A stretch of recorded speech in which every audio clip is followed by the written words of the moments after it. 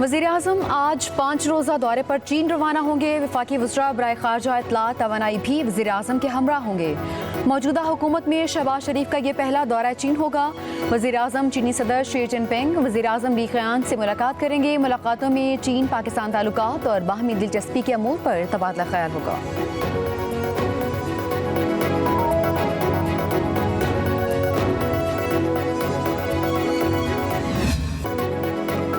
Cipher case में बानी PTI और शाह महमूद कुरैशी बरी। इस्लामाबाद हाई कोर्ट ने दोनों की सजा के खिलाफ अपीलें मंजूर करते हुए ट्रायल कोर्ट का फैसला कलअदम करार दे दिया।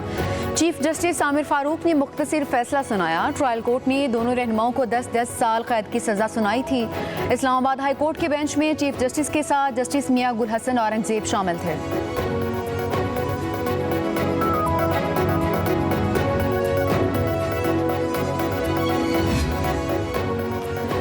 अल्लाह के फजलो एहसान और कौम की दुआओं से झूठे मनगढ़ंत बेबुनियाद मुकदमात की ऊंची फसीलें रेजा रेजा होकर बिखर रही हैं। तर्जुमान तहरीक इंसाफ का बानी पीटीआई और शाह महमूद कुरैशी की बरियत पर रद्द-ए-अमल। कहा किसी एनआरओ के पीछे छुपने की बजाय बानी पीटीआई चट्टान की तरह अपने असूलों पर खड़ा है। इद्दत केस मुंतकिल ना किया जाता तो वो भी अंजाम को पहुंच चुका होता। जुल्म जबर की रात करीब ढलने और रोशन सुबह जल्द फूटने वाली है। अल्हम्दुलिल्लाह, सबसे पहले तो आज पाकिस्तान के लिए और पाकिस्तान के 25 करोड़ अवाम के लिए बहुत खुशी का दिन है। आज अवाम ने देखा कि हक का फैसला आ गया, इंसाफ का आलम बुलंद हुआ और अल्हम्दुलिल्लाह वो जो नाहक और बेसलेस केस था उसका खात्मा हुआ। बारिश का पहला खतरा लोगों ने देखा। बारान रहमत अवाम देखेगी जब खान साहब बाहर होंगे और इंशाल्लाह बहुत जल्द बाहर होंगे। बानी पीटीआई जल्द जेल से बाहर होंगे। बेबुनियाद और नाहक केस खत्म हो गया। साइफर केस में बरियत पर बैरिस्टर गौहर का रद्द-ए-अमल। कहा यह बारिश का पहला खतरा है, आवाम बराने रहमत देखेंगे। बानी पीटीआई जल्द बाहर होंगे। शिबली फराज कहते हैं मायूस कुन दिनों के बाद आज खुशी का दिन है। बानी पीटीआई ने तमाम सख्तियों के बावजूद किसी से डील नहीं की। उम्मीद है मखसूस सीटों के केस में भी सुप्रीम कोर्ट से इंसाफ मिलेगा। अली मोहम्मद खान ने कहा वज़ीर-ए-आज़म पाकिस्तान के हल्फ में मौजूद है कि कौमी मफाद क्या है। क्या 18 या 20 ग्रेड का ऑफिसर फैसला करेगा कि कौमी मफाद क्या है। असद कैसर बोले साइफर केस का फैसला हक और सच की फतह है। जिस तरह केस की कार्रवाई हुई, जिस तरह से ये फैसला सुनाया गया, पूरी दुनिया जानती थी मनगढ़ंत और बेबुनियाद केस है। अब जितने भी केसेस हैं, किसी भी केस में कोई गुंजाइश नहीं है। पूरी कौम को यकीन दिलाता हूँ कि बानी आइन और कानून की बालादस्ती के लिए खड़ा है और खड़ा रहेगा। साइफर एक हकीकत है। एक नेशनल सिक्योरिटी डॉक्यूमेंट जो था, एक पाकिस्तानी डॉक्यूमेंट जो एक कॉन्फिडेंशियल डॉक्यूमेंट है, उस डॉक्यूमेंट को लहरा के उन्होंने अपने सियासी मकासद के लिए उसको इस्तेमाल किया। साइफर जैसे एक कौमी सलामती का जो मामला है उसके ऊपर सियासत तो की गई, मुल्क की सलामती के साथ खेला गया, मुल्क की नेशनल सिक्योरिटी को दांव पे लगाया गया। साइफर केस के फैसले से नया पिंडोरा बॉक्स खुल गया। कौमी सलामती बहुत संजीदा मसला है। साइफर एक खुफिया दस्तावेज था। तफसीली फैसला आने के बाद अपील में जाने का फैसला प्रोसिक्यूशन का करना है। साइफर केस के फैसले पर वज़ीर-ए-आज़म के तर्जुमान बराए कानूनी अमूर बैरिस्टर अकील का रद्द-ए-अमल। कहा सियासी मकासद के लिए मुल्क की सलामती और नेशनल सिक्योरिटी के साथ खेला गया। कौमी सलामती के मामले को इन कैमरा भी देखा जा सकता है।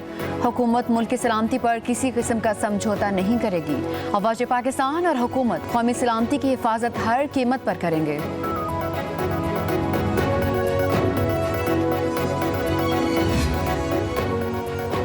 एक कागज के टुकड़े से कैसे मान लें कि सुन्नी इत्तेहाद कौंसिल में पीटीआई की शमूलियत हो गई। मखसूस सीटों से मुतालिक केस की समाअत के दौरान चीफ जस्टिस के रिमार्क्स। चीफ जस्टिस ने सुन्नी इत्तेहाद कौंसिल के वकील फैसल सिद्दीकी को जजेस के सवालात के जवाब देने से रोक दिया। कहा आप अपने दलाइल नहीं देंगे तो मुझे क्या समझ आएगी कि आपकी जानिब क्या लिखना है। आपको सुनने बैठे हैं, हम अपना फैसला कर लेंगे। इस पर जस्टिस मुनीब अख्तर ने रिमार्क दिए कि ये एक गैर जिम्मेदाराना बयान है। फुल कोर्ट में हर जज को सवाल पूछने का इख्तियार और हक हासिल है। इस किस्म का गैर जिम्मेदाराना बयान तस्लीम नहीं किया जा सकता।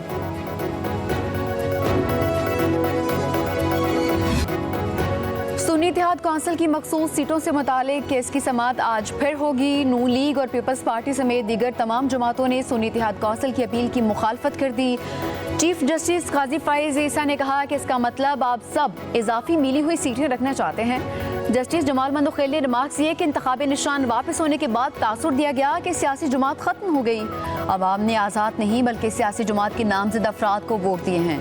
PTI बतौर जमात बरकरार थी। जस्टिस मुनीब अख्तर ने कहा कि इंतखाबी निशान वापस ले लिया जाए तो मखसूस सीटें कैसे खत्म होगी। कानून के मुताबिक मुतनासिब नुमाइंदगी का असूल नज़रअंदाज नहीं किया जा सकता। जस्टिस जमाल मंदोखेल ने कहा कि बल्ले के निशान वाले फैसले पर लोगों को मिसगाइड किया गया। आज़ाद उम्मीदवार PTI में भी शामिल हो सकते थे, कोई पाबंदी नहीं थी।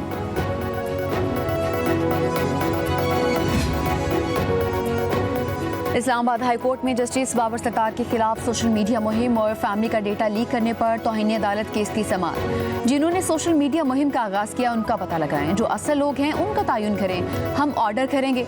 जस्टिस मोहसिन अख्तर कियानी के रिमार्क्स। जस्टिस सरदार एजाज ने रिमार्क्स दिए कि क्या ये महज इत्तफाक है कि एक ही रोज में 3 मुख्तलिफ मुहिम चलाई गई। अगर मुल्क दुश्मनों की जानिब से 5G वार शुरू कर दी जाए तो क्या ISI इन मुल्क दुश्मन अनासर को ट्रेस कर सकेगी या नहीं। जस्टिस मोहसिन अख्तर कियानी ने रिमार्क्स दिए कि अगर आप समझते हैं कि कौमी सलामती के मामलात खुफिया हैं तो सरबमोहर लिफाफे में जमा करवा दें। अदालत ने ISI से दोबारा रिपोर्ट तलब कर ली है कि इसकी समाअत 3 हफ्तों तक मुलतवी।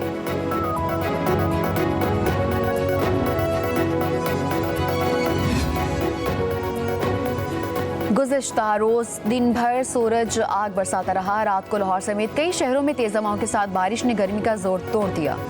मुरझाए चेहरे खिल उठे। चकवाल, शकोपुरा, ननकाना, पत्तोकी समेत कई शहरों में बूंदाबांदी हुई। तेज आंधी के बायस बिजली की फराहमी भी मुतासिर। जिला खैबर की वादी 13 में जलाबारी हुई। बाज़ इलाकों में शदीद जलाबारी से फसलों को नुकसान पहुंचा।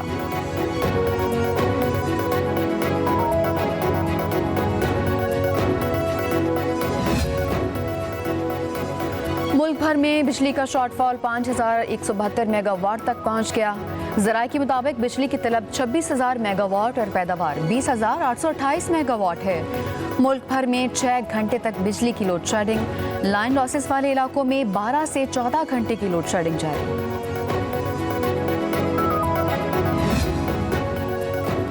पाकिस्तान में महंगाई एक साल में 38% से कम होकर 11.8% पर आ गई। इदारा शुमारियात के मुताबिक मई में CPI अफरात ज़र 11.76% रिकॉर्ड किया गया।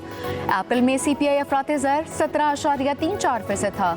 रिपोर्ट के मुताबिक मई में टमाटर, प्याज 51%, चिकन 35.2 और गंदम 22.7% सस्ती हुई। माया ईंधन 9.4, बिजली चार्जेस 4.5, मोटर फ्यूल 3.18% सस्ता हुआ। एलामिया के मुताबिक सख्त मॉनिटरी और मालियाती पॉलिसीज की वजह से। वज़ीर आला खैबर पख्तूनख्वा ने वफाकी बजट में फंड्स ना मिलने पर इस्लामाबाद की तरफ से मार्च की धमकी दे दी। असम्बली इजलास से खिताब करते हुए कहा, फाटा के अवाम पाकिस्तान बने से अब तक कोई कुर्बानी दे रहे हैं।